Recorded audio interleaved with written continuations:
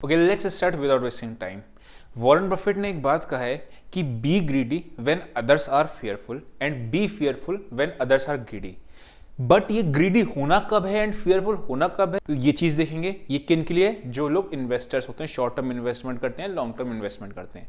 Number second, जो लोग traders हैं उनको पता होगा बहुत ज्यादा फॉल्स ब्रेकआउट या ब्रेकडाउन आते हैं, वो कब आते हैं, क्या चीज होती है, वो सब चीजें अपन लोग देखेंगे। तो स्टार्ट करते हैं आज का टॉपिक जो है आपका इंडिया विक्स। सब ये चीज हम देखेंगे, इसमें 5 चीजें देखेंगे। इंडिया विक्स होती क्या है, ठीक है, रेंज क्या होती है और उसकी इंटरप्रिटेशन क्या होती है, कोरिलेशन क्या होता है, इसमें हम चार्ट में चल के देखेंगे कोरिलेशन क्या होता है, कब कब विक्स बढ़ता है तो क्या होता है, विक्स गिरता है तो क्या होता है, और क्या हमको एज अ इन्वेस्टर स्टेप लेने चाहिए, कब इन्वेस्टमेंट करना चाहिए, और एज अ ट्रेडर अपने को कब ट्रेडिंग नहीं करनी चाहिए और कब ट्रेडिंग करनी चाहिए, ऑप्शन सेलिंग कब करनी चाहिए, ऑप्शन सेलिंग कब नहीं करनी चाहिए। ठीक है, वो चीज़ है। स्टार्ट करते हैं सबसे पहले अपने लोग, what is India VIX. India VIX की अगर मैं बात करता हूँ, it is the volatility indicator. ठीक है, मतलब अगर विक्स लेट से चल रही है आपकी 22, इसका मतलब क्या है, इसको परसेंटेज टर्म्स में देख लो तो ये क्या बताता है, ये आपको वॉलेटिलिटी बताता है कि अगले महीने, इस महीने के अंदर निफ्टी की रेंज कितना हो सकती है। ये ईयरली बेस्ड होती है, मतलब आपका 22% आपका इस ईयर तक 22% ऊपर या 22% डाउन तक हो सकता है। ठीक है, ये विक्स इंडिकेट करता है। हायर द विक्स, जितना विक्स ज्यादा होता है, ये फियर के इंडेक्स को भी बताता है, मतलब मार्केट में डर का माहौल कैसा है। डर का मतलब क्या होता है, सिंपली समझो, अनसर्टेनिटी। ठीक है, अब जब भी कोई कहे कि मार्केट में डर का मतलब क्या होता है, तो बताना है अनसर्टेनिटी। अनसर्टेनिटी मतलब क्या होता है, मुझे पता नहीं आगे होगा क्या, मार्केट यहां से गिरेगा या मार्केट यहां से भागेगा, पता नहीं। ठीक है ना, तो वो चीज होती है आपकी। जितनी ज्यादा मार्केट में अनसर्टेनिटी, जैसे कोरोना के टाइम पे विक्स 90 पहुंच गई थी, यही विक्स। ठीक है, तो उस टाइम पता ही नहीं था आदमी को कि क्या होने वाला है क्या नहीं होगा, तो वो चीज। ठीक है, तो सिंपली अगर मैं कंक्लूड करूं, what is India VIX, it's just a volatility indicator जो आपको बताता है कि मार्केट में आने वाले टाइम में 30 डेज में या फिर 1 साल में कितना आपकी वॉलेटिलिटी रहेगी। मैं अभी आपको एक्सेल भी शेयर कर दूंगा उसको, तो आपको और क्लियर हो जाएगा। ठीक है, सिंपली अब इसकी रेंज कितनी रहती है, मतलब जो विक्स होती है इंडिया विक्स की, अगर मैं बात करता हूं तो एक्सट्रीम लो रेंज 10 होती है, मतलब बिल्कुल एक्सट्रीम पे, और अगर एक्सट्रीम हाई तक तो ये 90 तक भी गई है, 88 90 के आसपास, जब कोरोना का टाइम था। लेकिन जनरली मार्केट इसमें नहीं रहती है, ये एक्सट्रीम केसेस है। जनरली मार्केट में रहता है ये 15 to 25 के बीच में। ठीक है, जनरली इतना रहता है।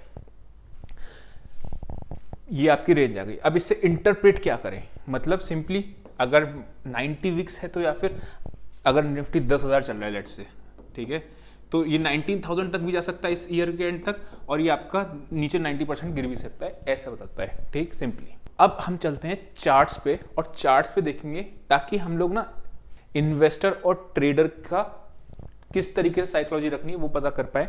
बस इतना सिंपली से कोरिलेशन समझ लो आप, क्या होता है, जनरली जितना विक्स बढ़ता है मार्केट नीचे आता है। जनरली, हमेशा नहीं, 20% केसेस में नहीं होता है, लेकिन 80 to 85% केसेस में अगर विक्स बढ़ा तो मार्केट नीचे आता है। ठीक है, क्यों? क्योंकि अनसर्टेनिटी है।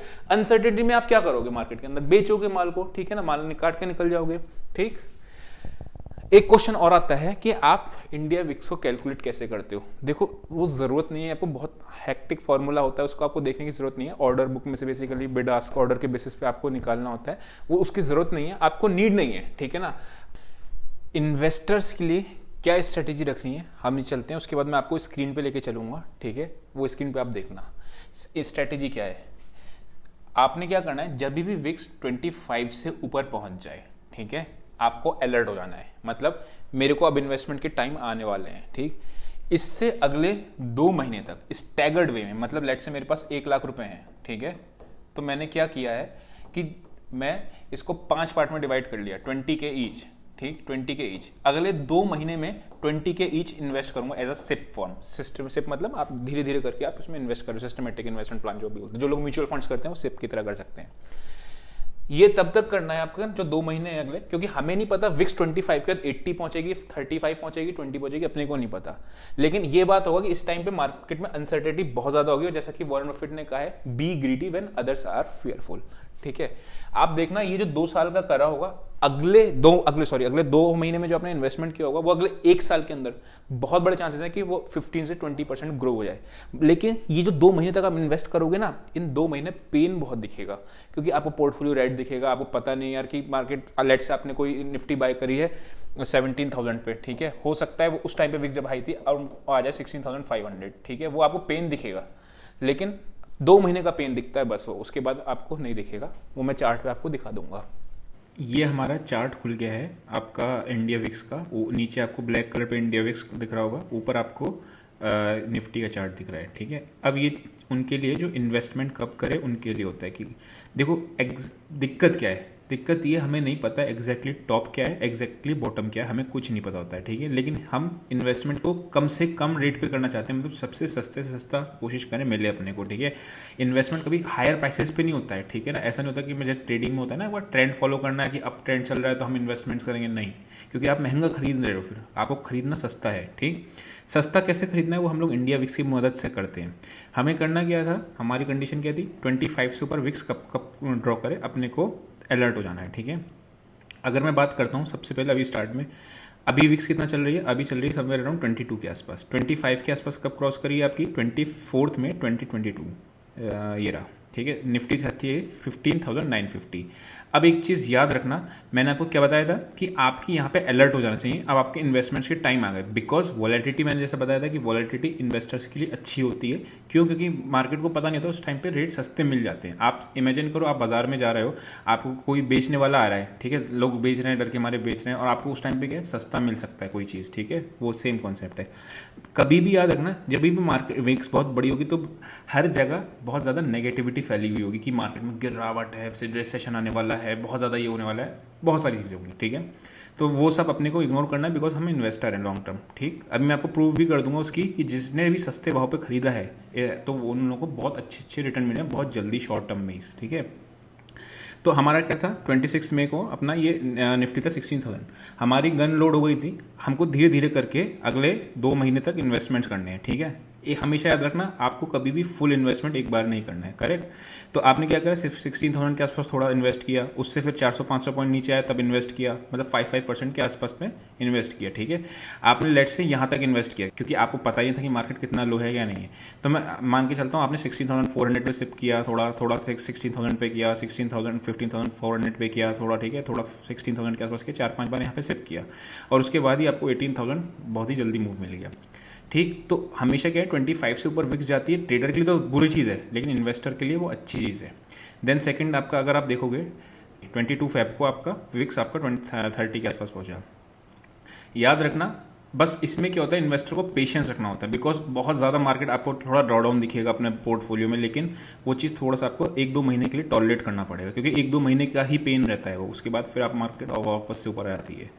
अगर मैं यहाँ बात करता हूँ, ये था 28 फेब को कितना चल रहा है निफ्टी, कितना है 28 फेब को आपका समवेयर अराउंड ये रहा, ठीक है, 16,500, ठीक है। अगले मैंने क्या कहा था, अगले 2 महीने तक आपको इन्वेस्टमेंट्स करने हैं, 16,598 नीचे आए 16,000 एंड करते करते उसके बाद लोग आपने लेट से आपका इतना एवरेज बाइंग आ रहा है 16,500, उसके बाद मार्केट कहाँ तक गया 18,000 अगेन, ठीक है। देन पीछे कब आया आपको, ये उनके लिए जो शॉर्ट टर्म इन्वेस्टमेंट कब करा जाए, 2 मार्च 2021, ठीक है, 2 मार्च 2021 पे आते हैं,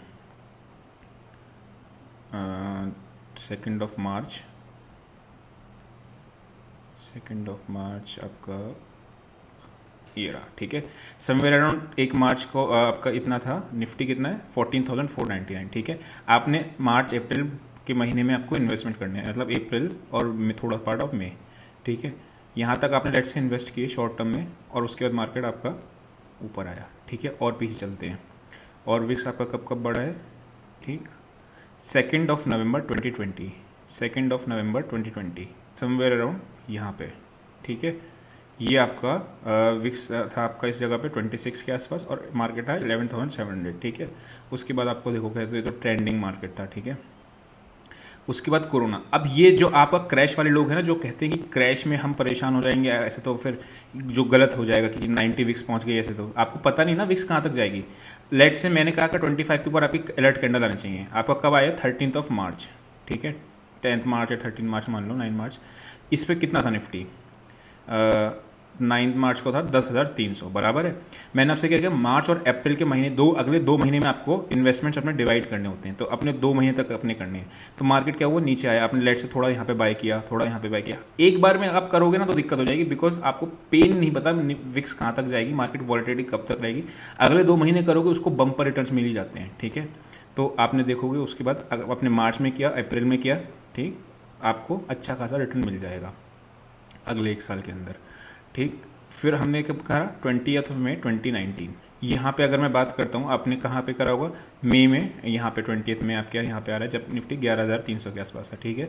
अब यहाँ से आपने अगर छोटे से आपने अगले 2 महीने यानी कि मई 19 और आपने यहाँ तक किया, ठीक। इन्वेस्टमेंट ग्रो नहीं हुआ होगा, लेकिन थोड़ा सा आपका 11,700 से 12,000 मतलब 5-6% का ही गेन मिला होगा साल में, तो वो ऐसा भी हो जाता है। तो ये सिंपली इसका पीछे का लॉजिक है। देखो, मैं हर चीज़ को आपको लॉजिक के साथ बताना चाहता हूँ। लॉजिक ये है, जब इंडिया विक्स जनरली तब बढ़ती है जब मार्केट में अनसर्टेनिटी होती है। जब मार्केट में अनसर्टेनिटी होगी, इसका मतलब क्या होगा आपका, कि मार्केट में कुछ भी सस्ते दाम पे मिल सकने के चांसेस ज़्यादा हैं। तो जो आपको, अच्छा, दिक्कत यहाँ पे सिर्फ एक ही आती है कि अगले 2 महीने में स्टैगर्ड वे में आपको इन्वेस्टमेंट करना है। ऐसा नहीं कि सारा पैसा उसी टाइम पे लगा दिए, बिकॉज आपको नहीं पता कि ये क्रैश होगा या रिसेशन होगा, हमें नहीं पता। लेकिन हमें ये पता है कि इंसान हो या निफ्टी, अंत में जाना ऊपर ही है, ठीक है। सेम कॉन्सेप्ट इसमें अपनाना है। तो ये इन्वेस्टर की स्ट्रेटेजी है, ठीक। ट्रेडर क्या करे, ये सारी चीज़ें ना ऑब्जर्वेशन से आई है। मतलब ऐसा नहीं कि आपको कहीं बुक्स में मिलेगी चीज़ें, सब चीज़ें वो कहीं नहीं मिलने वाली। जो चीज़ है अपना एक्सपीरियंस के साथ बता रहा हूँ। जब भी विक्स 22 से ऊपर पहुँच जाए और इसके ऊपर आपका 25 इस रेंज में आ जाए, अपनी पोजीशन साइजिंग, ठीक है, पोजीशन साइजिंग हाफ कर दो। क्यों हाफ कर दो? इसमें इंटरडे में आपके बहुत ज़्यादा ये क्या कहते हैं आपको, फॉल्स ब्रेकआउट या ब्रेकडाउन आ सकते हैं, ठीक है। तो जब विक्स इसकी रेंज में, अपनी पोजीशन साइजिंग हाफ कर दो। ग्रेटर देन 25 है, ठीक है। अगर रिस्की ट्रेडर है तभी आप ट्रेड करो, वरना मैं जैसा क्या करता हूँ, मैं इसमें ट्रेड नहीं करता हूँ, फिर छुट्टी पे चला जाता हूँ। अगर नहीं किया होता तो फिर बहुत ज़्यादा पेन हो जाता है कभी कभी, जैसे कोरोना के टाइम में होता है, ठीक है। तो ये मैंने थंब रूल बना रखा है कि 22 से 25 के बीच में पहुंचेगी वॉलेटिलिटी, तो मैं क्या करूँगा, अपनी पोजीशन साइजिंग रिड्यूस कर दूंगा। 25 से ऊपर होगी तो छुट्टी ले लूँगा ट्रेडिंग से। मेरा यहाँ पे तुरंत ही इन्वेस्टिंग का मोड ऑन हो जाएगा, मतलब मेरे अंदर से ट्रेडिंग की आत्मा चली जाएगी और इन्वेस्टर्स की आत्मा आ जाएगी, जो मैंने आपको इन्वेस्टर की कंडीशंस बताई थी। तो फटाफट से एक बार हम लोग क्विकली रिकैप कर ले, हम लोगों ने क्या देखा। इंडिया विक्स क्या होती है, एक वॉलेटिलिटी इंडिकेटर होता है, फियर इंडिकेटर भी बोलते हैं। ये तब जब इंडिया विक्स बढ़ती है तब जनरली मार्केट नीचे आती है 85% ऑफ द केसेस में, ठीक है। कैलकुलेशन क्या करना है, जरूरत नहीं है कैलकुलेशन की, मैंने आपको रेंजेस बता दिए, ठीक है। रेंज क्या होती है, एक्सट्रीम रेंज भी बता दी हम लोगों ने कि 10 to 90 तक भी पहुंच जाती है एक्सट्रीम में, लेकिन जनरली रेंज 15 to 25 के बीच में रहती है जनरली, ठीक है। इंटरप्रिटेशन हम लोगों ने देख ही लिया। कोरिलेशन मैंने चार्ट पे आपको दिखाया था कि जब आपका इन्वेस्टर्स के पॉइंट ऑफ व्यू से देखा होगा आपने, वो मैंने आपको कोरिलेशन उसमें सिखा दिया था। इन्वेस्टर को मैंने आपको कंडीशन बता दी है कि क्या कब करना है। ग्रेटर देन 25 होती है तो आपको अपना इन्वेस्टिंग का मूड ऑन कर देना होता है। अगले 2 महीने के लिए शॉर्ट टर्म इन्वेस्टमेंट करते हैं, अगले 1 साल के अंदर आपको अच्छे रिटर्न डिसेंट मिल जाते हैं, ठीक है। लेकिन वो 2 महीने आपको पेन रहेगा फॉर श्योर है ये, ठीक है, क्योंकि आपको भी नहीं पता। इसलिए हमने क्या करा, स्टैगर्ड वे में इन्वेस्ट किया, पार्ट्स में करा। ट्रेडर के लिए मैंने क्या बताया, 22 से 25 के बीच में रहेगी, पोजीशन साइजिंग हाफ कर दो, ग्रेटर देन 25 है, छुट्टी पे चले जाओ। अगर आपको एक्सेल शीट पे ट्रेडिंग की रेंज निकालनी है तो आपको वीडियो दिख रही होगी, इस वीडियो पे क्लिक कर देना, आपको पता चल जाएगा कि ट्रेडिंग की रेंज विक्स के थ्रू कैसे निकलती है, और वो टेलीग्राम पे मैंने शेयर कर दिया है कि जो एक्सेल शीट है, ठीक है। आई होप आपको कुछ ना कुछ लर्निंग मिली होगी सीखने को। आज के लिए इतना ही, see you next video, till then bye bye.